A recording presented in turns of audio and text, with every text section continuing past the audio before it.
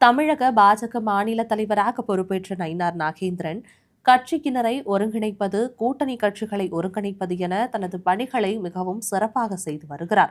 இந்நிலையில்தான் சென்னையில் நடந்த கே மூப்பனார் நினைவு நிகழ்ச்சியில் இபிஎஸ், அண்ணாமலை ஆகியோர் அருகருகே அமர்ந்த காட்சியை அனைவரும் பார்த்திருப்போம். ஆனால் இதற்கு முழுக்க முழுக்க காரணம் நயினார் நாகேந்திரன் தான். கூட்டணி தொடர்பாக இருவருக்கும் கருத்து வேறுபாடு என்று கூறப்பட்ட நிலையில் அதை சரி செய்ய விரும்பிய நயினார் நாகேந்திரன் கே வாசனிடம் இது பற்றி சொல்லி நினைவு நிகழ்ச்சியில் 2 பேரையும் அருகருகே அமர வைக்க யோசனை தெரிவித்தார். பிறகு நிர்மலா சீதாராமன் அவர்களிடமும் பேசி சம்மதம் வாங்கினார். அதன் பிறகுதான் பொதுமேடையில் இபிஎஸ் மற்றும் அண்ணாமலை ஆகியோர் அருகருகே அமர்ந்து பேசினார்கள். அது மட்டுமின்றி தேசிய ஜனநாயக கட்சியுடன் கூட்டணியில் உள்ள தலைவர்களையும் நிகழ்ச்சியில் பங்கேற்க வைத்து கூட்டணி கட்சிகளின் ஒற்றுமையையும் வெளிப்படுத்தினார். கடந்த ஏப்ரல் மாதத்தில் தமிழக பாஜக மாநில தலைவராக பொறுப்பு ஏற்ற நயினார் நாகேந்திரன் தமிழக பாஜகவின் மாநில தலைவராக பொறுப்பு ஏற்ற பிறகு மாநில பாஜக தலைவராக சிறப்பாக செயல்படுவதோடு மட்டுமின்றி கூட்டணி கட்சிகளையும் ஒற்றுமையாக வழிநடத்தி செல்லும் திரு நயினார் நாகேந்திரன் அவர்களுக்கு